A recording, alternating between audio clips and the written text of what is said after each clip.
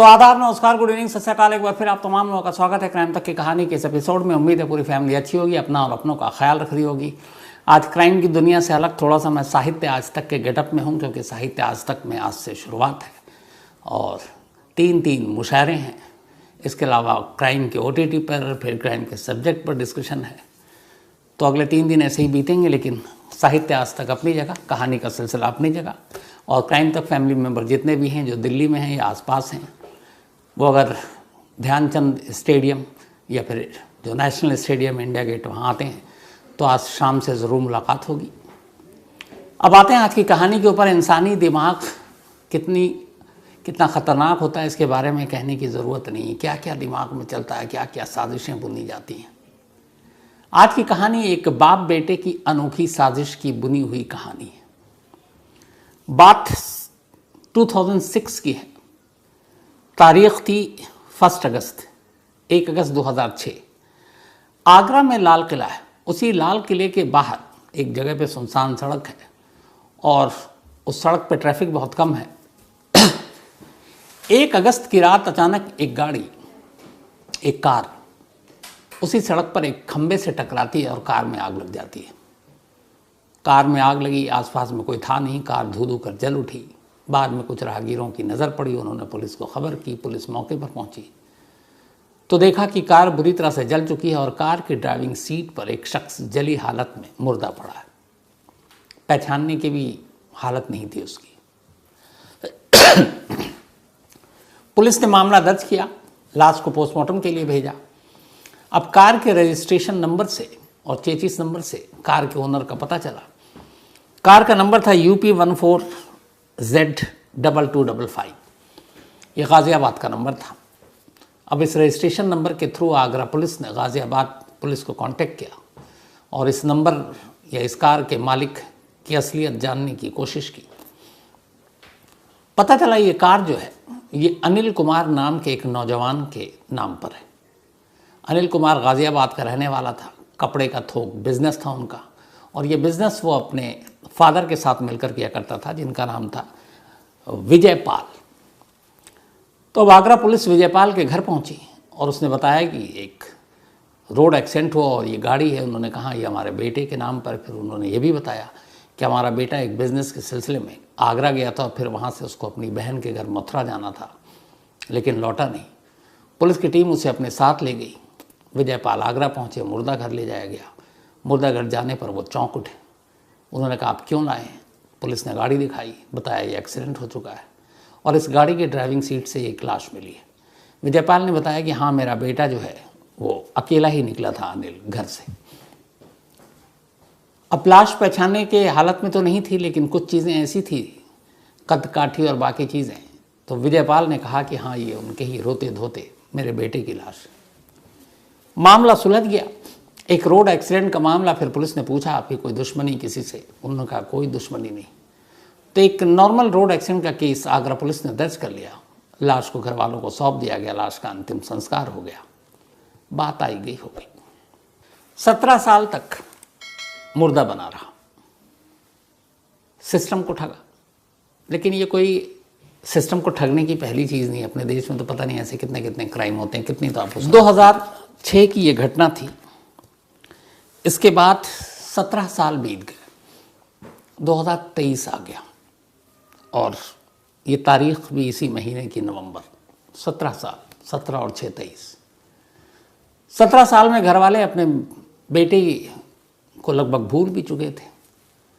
जो यादें थी वो धुंधली पड़ गई, जो गम था वो थोड़ा हल्का हो चुका था। 17 साल के बाद 7 नवंबर 2023 को अचानक गाज़ियाबाद और आगरा से बहुत दूर अहमदाबाद की क्राइम ब्रांच की पुलिस टीम एक घर में पहुंचती है और घर में पहुंचने के बाद वहाँ घर में रहने वाले उस शख्स के बारे में पता करती है।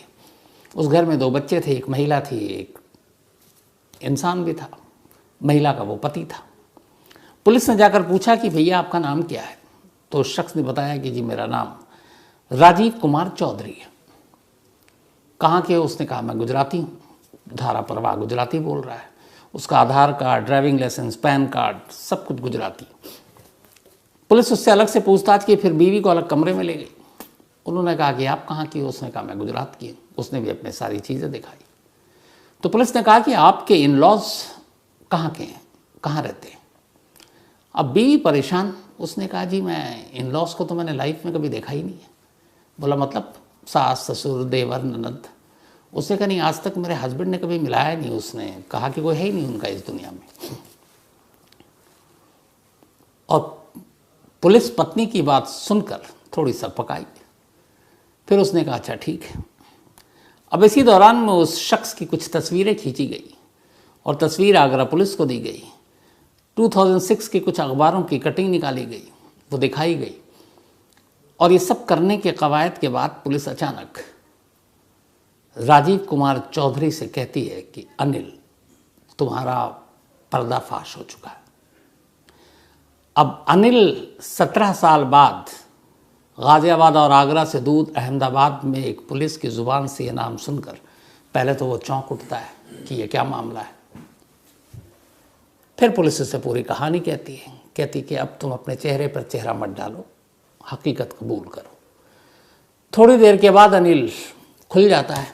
उसके बाद अहमदाबाद की पुलिस उसे लेकर आगरा पहुंचती है, फिर गाज़ियाबाद आती है, फिर ग्रेटर नोएडा जाती है। सारी जगह सब कुछ हो गया। लेकिन इसी दौर में होता ये है कि अनिल का जो बाप है विजयपाल, वो फरार, उसका जो एक भाई है वो भी फरार। अब अभी तक कुछ कहानी समझ में नहीं आ रही। नोएडा पुलिस जहाँ पे अभी वो रह रहे थे अब नए तरीके से, उन्होंने कहा कि हमें भी कुछ पता नहीं। आगरा पुलिस ने कहा भैया 17 साल पहले था, वो तो रोड एक्सीडेंट में मर चुका है। लेकिन जब वो तस्वीर दिखाई गई और फिर पुरानी तस्वीर घर से, तो वो तस्वीरें मिली।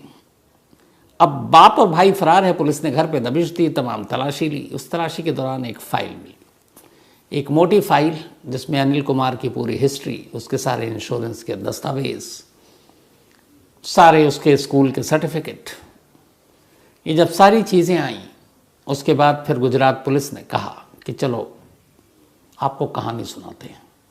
17 साल पुरानी कहानी, एक ऐसी साजिश की कहानी जो एक परिवार ने मिलकर बुनी थी। अब वो कहानी क्या थी? कहानी की शुरुआत होती है 2002 से, यानी आज से 21 साल पहले, 2002। विजयपाल गाज़ियाबाद में एक कपड़ा व्यापारी थे। बेटा पैदा हुआ था, 2 बेटे थे उनके, एक अनिल और ये। जैसे ही अनिल बालिग हुआ, 18 साल का हुआ, उन्होंने अनिल के नाम पर 4 इंश्योरेंस की पॉलिसी ली। और जो चारों पॉलिसी थी वो 20 लाख रुपए की थी। उसके साल का प्रीमियम चारों का 85,000, 85,000 जाता था। पर उस पॉलिसी में एक अलग अलग पॉलिसी जो देते हैं उसमें कई सारी चीज़ें होती हैं। उस पॉलिसी में ये था कि अगर इस जो भी टेन्योर है उससे वक्त से पहले पॉलिसी धारक की मौत हो जाती है तो इसका 5 गुना पैसा मिल जाएगा और प्रीमियम भरने की ज़रूरत नहीं है। तो 20 लाख इन्वेस्ट किया और अगर मौत हो गई, सामने वाला मर गया, तो 1 करोड़ रुपए मिलेंगे। तो उन्होंने एक एक कर 4 पॉलिसी ली अनिल के नाम पर, अपने बेटे के। और चारों की पॉलिसी लेने के बाद अगले 5 साल तक प्रीमियम भरते रहे। पॉलिसी वालों को भी कोई शिकायत नहीं। 85,000 के हिसाब से करीब 4-5 लाख रुपए भर दिए। ये इन्वेस्टमेंट था। अब 2006 आ गया। 2006 में विजयपाल ने अनिल के नाम पर एक कार ली और उस कार, वो भी इंश्योर्ड था। ये था कि अगर उस कार के अंदर कोई एक्सीडेंट होता है, मौत हो जाती है, तो 10 लाख रुपए वहाँ से मिलेंगे। तो कायदे से 1 करोड़ 10 लाख रुपए का इंतज़ाम कर लिया विजयपाल ने। अब इस 1 करोड़ 10 रुपए को घर में लाने की जो तैयारी थी उसका इंतज़ाम करना था। 2006 आया। 2006 में जुलाई के महीने से ही विजयपाल अब साजिश में लग गए। सबसे पहले उन्हें एक ऐसा बंदा चाहिए था जो उनके बेटे के कद काटी का हो। अच्छा, विजयपाल इससे पहले कई ऐसे अपने कपड़ा व्यापारी के तौर पर बाद में आए। शुरुआत में बहुत सारे इलीगल धंधा किया करता था और वो चोरी वोरी करवाता था, लेकिन ऐसे लोगों से जो नाबालिग बच्चे हुआ करते थे। उसे पता था अगर वो पकड़े भी जाएंगे तो 3 साल में छूट के आ जाएंगे या उससे भी कम, तो सज़ा भी नहीं होगी, पैसे भी कमा रहा था। कई बार उसने भिखारियों का इस्तेमाल किया क्राइम कराने के लिए। और ये एक बहुत बड़ा मतलब एक गैंग है अपने देश में जो भिखारियों का, नाबालिगों का क्राइम की दुनिया में इस्तेमाल करता है। क्योंकि नाबालिग बच्चे से आप मर्डर भी करवा दो तो छूट के आ जाते हैं, 3 साल मैक्सिमम रिमांड होम में रहना, वापस आ जाना है। कानून भी उनके ऊपर रहम दिखाता है। तो विजय पाल को अब एक शख्स चाहिए था, लेकिन शर्त यह थी कि एक ऐसा शख्स जिसके आगे पीछे कोई ना हो, जिसको पूछने वाला, ढूंढने वाला कोई ना हो, ताकि उसके साथ क्या हुआ इसमें किसी का इंटरेस्ट ना हो। अभी ऐसा शख्स कौन हो सकता था? वो हो सकता था जो कोई एक भिखारी हो, जो न मालूम कब कहाँ पैदा हुआ, किस शहर में आया, बस मांग कर खा रहा है, कहीं भी सो जा रहा है। तो उन्हें पता था गाज़ियाबाद रेलवे स्टेशन के बाहर ऐसे बहुत सारे भिखारी बैठते हैं। एक दुकानदार को सेट किया और उसको कहा था कि एक ऐसा भिखारी देख के मुझे खबर देना। दुकानदार को कुछ पैसों की लालच दी, पर उसे ये नहीं बताया था किस लिए चाहिए। एक रोज़ दुकानदार ने बताया कि हमारी दुकान के बाहर आकर अक्सर कुछ खाता पीता है, मैं उसको दे देता हूँ। ये लोग 1 अगस्त को सुबह गाज़ियाबाद रेलवे स्टेशन पहुँचे, 1 अगस्त 2006। बाप, बेटा अनिल और उसका एक भाई, 3 लोग। वहाँ वही भिखारी, उसकी टाइमिंग वाइमिंग पहले से ही दुकानदार ने बता दी थी। उन्होंने उससे कहा कि चलो तुमको हम अच्छा खाना खिलाएंगे, कपड़े देंगे, और मतलब ऐसे बनाया कि जैसे किसी भगवान या कुछ मन्नत मांगी है, वो पूरी हो गई है, तो किसी गरीब को खाना खिलाना है, कुछ देना है, तो वो तुम हो। वही बेचारा खुश, पहले तो भरपेट उसे वहाँ खिलाया दुकान पे, उसे मालूम नहीं था कि उसके साथ आगे क्या होना है। इसके बाद उन्होंने कहा चलो अब तुम कभी कार में तो घूमे नहीं, तुमको कार घुमाते हैं, ताजमहल दिखाते हैं। भिखारी भी खुश कि ज़िंदगी के सपने पूरे हो रहे हैं। बड़े उसको प्यार से कार में बिठाया, आगरा ले गए। उन्होंने कहा तुम्हें ताजमहल दिखाएंगे। शाम हो गई, लाल किले तक पहुँचे, लाल किला भी दिखाया बाहर से। इसके बाद अब वो आगरा के इर्द गिर्द चक्कर काट रहे हैं। आगरा इसलिए चुना क्योंकि अनिल की बहन मथुरा में रहती थी, ये लोग अक्सर आगरा जाया करते थे। चुनते चुनते जो आगरा का लाल किला है उसके बाहर एक सुनसान जगह थी। उन्होंने देखा कि एक बिजली का खंभा है जो मुड़ा हुआ है, शायद कोई एक्सीडेंट हुआ होगा तो मुड़ गया। तो उन्होंने कहा ये सही चीज़ है, अगर कार को एक्सीडेंट दिखाना है केस, तो खंभा तो मुड़ना चाहिए, जिससे टकरा कर आग लगी हो, बिजली का खंभा है तो बिजली की वजह से आग लग गई हो। उन्होंने कहा ये ठीक है। अब लोकेशन देख लिया। इसके बाद उस भिखारी को कहीं उस जगह से दूर ले गए और फिर उसे खिलाया पिलाया और उसमें नींद की 20-30 गोलियां डाल दी। इनके पास बेहोशी की कोई दवा मिली नहीं थी। अब 15-20 नींद की गोली खाने के बाद कहाँ इंसान होश में रहेगा। उन्होंने देखा कि ये अब लगभग बेहोश है। वापस आए, कार की सीट से अनिल उतरा, ड्राइविंग सीट से, भिखारी को ड्राइविंग सीट पर बिठाया, सीट बेल्ट लगाया, चारों तरफ से सेंट्रल लॉक कर दिया कार को, और उससे पहले उस कार को ले जाकर उसी खंबे से एक बार और टकराया जहाँ पे वो मुड़ा हुआ था, ताकि कार पे भी डेंट आया और फिर पता चले कि हाँ ये एक्सीडेंट का केस है। तो परफेक्ट किया, जाकर पहले एक्सीडेंट किया, उसी खंबे को मारा, फिर बाहर उतरे, भिखारी को ड्राइविंग सीट पर बैठाया, सेंट्रल लॉक लगा दिया और उसके बाद पेट्रोल से कार में आग लगा दी। दूर खड़े होकर एक ऐसी जगह जहाँ से कोई गुजरे भी तो इन लोगों को, तीनों को ना देखे, ये देखते रहे जब तक कि कार पूरी तरह से धू धू कर न जल उठी, क्योंकि उस रोड पे ट्रैफिक नहीं था। जब कार पूरी तरह से जल गई, ये तीनों वहाँ से निकले और फिर वापस गाज़ियाबाद पहुँच गए। मथुरा जाना था लेकिन अब जा नहीं सकते थे क्योंकि इधर एक्सीडेंट हो चुका है। गाज़ियाबाद आ गए, लेकिन आए 3 नहीं 2 लोग, बाप और दूसरा बेटा। अनिल को इन्होंने कहा अब तुम निकलो यहाँ से। उसकी भी प्लानिंग पहले से थी कि नॉर्थ इंडिया में रहोगे तो इधर उधर ढूंढे जाओगे, एक ऐसा स्टेट जहाँ पे कोई पहचान ना पाए। तो ये तय हुआ कि गुजरात ठीक है। तो अहमदाबाद चुना गया क्योंकि कई बार कपड़ों का चूँकि बिजनेस था तो गुजरात विजय पाल जा चुका था, उसे मालूम था। तो उसे कुछ पैसे दिए, उसके बाद कहा अब तुम गुजरात जाओ। वो गुजरात गया, छोटे मोटे गेस्ट हाउस इधर उधर रहने लगा, फिर थोड़े से कुछ पैसों से अपना बिज़नेस शुरू किया वहीं। अब बिज़नेस शुरू करने के साथ उसे नई पहचान चाहिए थी। फिर उसने वहाँ इधर उधर जाकर अपना नया आधार बनाया, नया पैन बनाया, नया ड्राइविंग लाइसेंस बनाया। ये सब बनाने के बाद फिर उसने एक अपना घर ख़रीदा और उसके बाद शादी की। शादी एक गुजराती से की ताकि कभी ये शक ना हो। फिर उससे 2 बच्चे हुए और उसकी उधर ज़िंदगी चल रही है। अब अनिल कुमार जो है वो राजीव कुमार चौधरी के नाम से। अच्छा, उसने जो भी बनाया सब कुछ, उसमें सारी चीज़ें तो उसने नाम गलत रखी। बाप का नाम उसने जो है थोड़ा सा बदल दिया। बाप का नाम विजय पाल था, लेकिन उसने विजय कुमार चौधरी कर दिया, पर रखा विजय। अब उधर उसकी अपनी ज़िंदगी चल रही है, लेकिन इस दौरान ये पहले से तय था कि ना वो कोई फ़ोन करेगा, ना मोबाइल से, ना व्हाट्सअप, ना मैसेज। लेकिन अब बाप बेटे हैं, घर वाले हैं, तो इतना लंबा फासला मिले कैसे? तो उसके लिए तय हुआ कि वो कभी कभी पीसीओ जाएगा, और कहीं पीसीओ दूर जिस जगह पे है वहाँ से बहुत दूर जाकर वो कॉल करेगा, और एक कॉल के बाद फिर ये तय हो जाएगा कि नेक्स्ट कॉल कब, कितनी तारीख को, कितने बजे आएगा, ताकि बाप भी वहाँ रहे, क्योंकि उसका नंबर तो कोई होगा नहीं।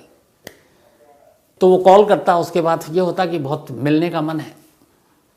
तो दिल्ली के बाहर या इधर उधर कहीं दूर किसी रेलवे स्टेशन या बस अड्डे पर बाप बेटे या जो भी और रिश्तेदार थे वो मिलने आते, 2-4, मतलब दोनों भाई, माँ और बाप।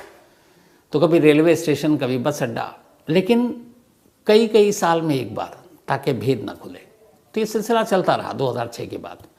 उधर गुजरात में वे सेट हो गया, 2 बच्चे हो गए, शादी हो गई। अब इधर उसके पीछे में उसके बाप ने गाज़ियाबाद से जगह छोड़ी और उसका ग्रेटर नोएडा में शिफ्ट हो गया। वहाँ उसने ज़मीन खरीदी, मकान बनाया। अब वहाँ पे भी कुछ लोग जानने वाले थे उसके, और उन जानने वालों को पता था कि इसने एक बेटा खोया है, एक्सीडेंट में मारा गया है। लेकिन जो पहले की ज़िंदगी थी, अब विजय पाल की ज़िंदगी में बड़े बदलाव आ गए। उसके पास बहुत सारे पैसे आ गए, उसने आलीशान घर बनाया, गाड़ियाँ ली, और इस सब की वजह ये थी कि जिस चीज़ के लिए ये सारी साजिश रची गई थी वो कामयाब हो गया था। एक्सीडेंट के बाद अब इंश्योरेंस कंपनी में क्लेम गया लेकिन पहले इंश्योरेंस कंपनी ने क्लेम देने से मना कर दिया। वो जो 80 लाख के करीब थे, 20 चौके 80, 20-20 लाख के 4 इंश्योरेंस थे वो पहुंच गया कंज्यूमर कोर्ट। कंज्यूमर कोर्ट में चूंकि पुलिस की रिपोर्ट और सारी चीज़ें थी, पुलिस ने लिख के दे दिया था ये एक्सीडेंटल केस है, ये है वो, इसमें कोई फॉल नहीं है। तो कंज्यूमर कोर्ट ने विजयपाल के हक में फैसला सुना दिया, और इस चक्कर में लगे करीब 1-1.5-2 साल। तो कंज्यूमर कोर्ट का ये भी फैसला आया कि अब जो ये लड़ाई इसने लड़ी, इतना आना जाना, वकील फीस, इसका भी हर्जाना आप दोगे। तो 80 लाख अब 95 लाख हो गया, 95 लाख रुपए। तो कंज्यूमर कोर्ट ने वो 95 लाख रुपए दे दिए। इधर गाड़ी का इंश्योरेंस भी किया था, जो गाड़ी जल गई थी उसके 10 लाख रुपए मिले। तो कुल मिलाकर 1 करोड़ 5 लाख रुपए विजयपाल के पास आ चुके थे। अब 1 करोड़ 5 लाख से वो आराम से अपनी ज़िंदगी जी रहा था। उधर उसका बेटा भी जी रहा था, क्योंकि उसमें से बहुत सारे पैसे उसे भी मिले, और ये सब कुछ चल रहा था। अब आप कहेंगे कि सब कुछ ठीक चल रहा था, तो 17 साल बाद नवंबर 2023 में ये भांडा फूटा कैसे? हुआ ये कि विजयपाल कहते हैं लालच का कभी पेट नहीं भरता। विजयपाल ये काम तो कर चुका, उसे लगा कि सबको, सिस्टम को पूरे बेवकूफ़ बना दिया, 1 करोड़ रुपए आ गए, 17 साल बीत गए, किसी को भनक तक नहीं है। अब धीरे धीरे पैसे खत्म हो रहे हैं। उसने कहा कुछ नया काम करते हैं, नए तरीके। अब उसने लोगों के इंश्योरेंस करवाने शुरू कर दिए, और कुछ लोग ऐसे थे जिन्हें मालूम था कि ये मासूम लोग हैं, इन्हें ज़्यादा जानकारी नहीं है, नॉमिनी खुद को बना लिया। अब इत्तेफाक से एक ऐसा केस आया जिसमें एक शख्स ने इंश्योरेंस की प्रीमियम भर रहा है, नॉमिनी में इसका नाम है, वो पढ़ा लिखा था। उसने बोला कि ये क्या बेवकूफ़ी है।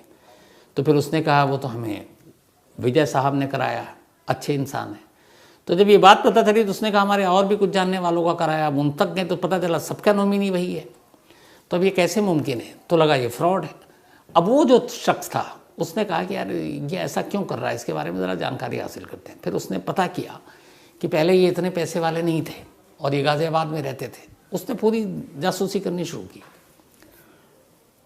फिर उसने कहा कि एक 2006 में इसके बेटे का एक्सीडेंट हुआ था, और उसमें वो मारा गया, और उसके बाद करीब 1 करोड़ रुपए इंश्योरेंस के पैसे मिले थे। तो उसमें भी नॉमिनी यही था, लेकिन वो तो चलो बेटा था, बाप ही नॉमिनी होगा, शादी उस वक्त हुई नहीं थी। अब उसने जासूस बन के काम करना शुरू किया। इत्तेफाक से इसी दौरान 1-2 बार ऐसा हुआ कि उसे लगा कि जब उसने पड़ताल शुरू की कि बेटे की मौत के बाद परिवार का रिएक्शन क्या था, तो ज़्यादातर लोगों ने कहा यार जवान बेटा मरा, लेकिन कुछ इन लोगों के घर और चेहरे और हाव भाव से कुछ पता नहीं चला कि इन्हें सदमा है। अब वो पीछा करना शुरू कर दिया। एक रोज़ वैसे ही फ़ोन आया, मिलना है रेलवे स्टेशन पर। अब 17 साल बीत गए थे, थोड़े वो सब भी लापरवाह हो गए। तो हुआ कि दिल्ली में ही एक रेलवे स्टेशन पे मिलते हैं। अनिल गुजरात से आया, इधर से बाप गया, भाई गया, और इधर वो शख्स जो ये सब कुछ अब जान रहा था, लेकिन अभी तक उसे ये पता नहीं था कि ये वहाँ क्यों जा रहा है। पीछा किया, वहाँ पहुँचा। जब वहाँ पहुँचा तो उसने देखा कि एक शख्स से ये लोग बड़ी देर तक मिले, गले वाले मिले, उसके बाद चला गया। अब उस शख्स को जब उसने देखा, और ये कहानी उसे पता थी, उस अखबारों में भी ये खबर आई थी उस रोड एक्सीडेंट में उसके बेटे की मौत की, तो उसने वो सारे फ़ोटो भी देखे और देख रखे थे पहले। अब उसको देखा तो उसने कहा कि अगर मैं 17 साल पुराने उस लड़के को देखूं और आज के इस देखूं, 17 साल बाद थोड़ा हेल्दी हो गया है, चेहरे मेरे भर गए हैं, लेकिन ये वही है, हेयर स्टाइल चेंज है। अब उसे लगा कि यार इसका बेटा तो जिंदा है, लेकिन अब करे क्या। फिर उसने पता करना शुरू किया। उसने 2022 में नोएडा पुलिस को गुमनाम रहते हुए कंप्लेंट की। उसने कहा कि एक मामला 2006 का था, अनिल कुमार नाम के रोड एक्सीडेंट में मारा गया था, लेकिन वो मारा नहीं, जिंदा है और वो कहीं रह रहा है। नोएडा पुलिस ने तफ्तीश की, लेकिन वही है, अपने ढंग से की। नोएडा पुलिस ने तफ्तीश करके करीब 6 महीने बाद रिपोर्ट सबमिट कर दी कि कोई ऐसा आरोप में दम नहीं मिला और कोई ऐसी सबूत नहीं मिले कि ये पता चले कि जिंदा है। अब ये बंदा लेकिन लगा रहा, और फिर अचानक इसे पता चला कि वो अहमदाबाद में रहता है। जो काम पुलिस का काम था वो ये अब करने लगा। इसने अहमदाबाद में उसका नाम पता सब निकाल लिया। जब निकाल लिया तो फिर अब पुलिस तो है नहीं, नोएडा पुलिस में शिकायत वो कर चुका था, पुलिस ने कुछ मदद नहीं की। अब उसने अहमदाबाद की क्राइम ब्रांच को फ़ोन किया और कहा कि एक शख्स है आपके इस पते पर रह रहा है और ये शख्स 17 साल से मुर्दा है और मुर्दा बनकर रह रहा है और पूरी कहानी ये है, तो अगर आप तफ्तीश करेंगे तो सच्चाई पता चल जाएगी। उसने प्रूफ के तौर पर नाम, पते ये सब बता दिए। फिर उसने कहा कि ये मामला सिर्फ ये नहीं कि 17 साल से मुर्दा बन है और ज़िंदा बनकर रह रहा है, एक शख्स सच में मरा था जिसके नाम पर ये मुर्दा बना हुआ है, तो इसका मतलब ये कातिल भी है। जब अहमदाबाद क्राइम ब्रांच ने ये बात सुनी तो फिर उन्होंने कहा यार इस मामले की तफ्तीश करते हैं, और जो उनके वो थे अहमदाबाद क्राइम ब्रांच के पुलिस वाले, उन्होंने फिर जाकर घर में उससे बातचीत की। इंस्पेक्टर मितेश त्रिवेदी, ये उनका नाम है, जो घर पहुंचे थे, और मितेश त्रिवेदी को ही ये जानकारी मिली थी कि ऐसे ऐसे एक मुर्दा यहाँ रह रहा है। तो उसके बाद जब ये पुख्ता जानकारी मिली तो पहले तो ये है कि कंफर्म करो, तब वो घर गए, उससे पूछा। पहले तो वही देख के कि सारे तो डॉक्यूमेंट्स इसके ओरिजिनल हैं, नाम भी इसका अलग है, वो बता रहा है अनिल कुमार, जबकि यहाँ पे इसके जितने डॉक्यूमेंट्स हैं उसमें राजीव कुमार चौधरी है। लेकिन जब बीवी से अलग से बात की तब वो इस बात पर हैरान हो गए कि एक शख्स जिसने शादी की और उसकी बीवी तक को पता नहीं कि इसके इन लॉज कौन है, 2 बच्चे हो चुके हैं। चलो मकई होते हैं, यतीम है, माँ बाप नहीं है, लेकिन कोई भाई हो, भाई बहन भी नहीं है, चलो दूर का रिश्तेदार हो, गाँव हो, पुश्तैनी, कहाँ से वंश चला रहा है। बीवी को कुछ भी नहीं पता था। उसने कहा सिर्फ कि मेरी दुनिया में कोई नहीं है। ये बात पुलिस को अटपटी लगी, और इसी के बाद चूँकि उधर खबर थी कि एक 2006 में आगरा में एक्सीडेंट हुआ था, फिर इसकी तस्वीर छपी थी। उस तस्वीर को देख के पुलिस को पहली नज़र में लग गई कि आज का अनिल और उस दौर का अनिल, दोनों के चेहरे में ज़्यादा फ़र्क नहीं है। फिर भी उन्होंने उसका अरेस्ट नहीं किया, बल्कि उसके बाद आगरा पुलिस से कांटेक्ट किया, फिर नोएडा पुलिस से कांटेक्ट किया, और उसके बाद वहाँ से एक पुलिस की टीम आई। टीम आने के बाद घर गई। घर जाने के बाद बाप बेटे फरार, और भी शक यकीन में बदल गया। और फिर घर की तलाशी ली कोर्ट के ऑर्डर से, तो वहाँ वो फाइल मिल गई अनिल कुमार की, और वो तस्वीरें मिल गई, इंश्योरेंस के डॉक्यूमेंट्स मिल गए।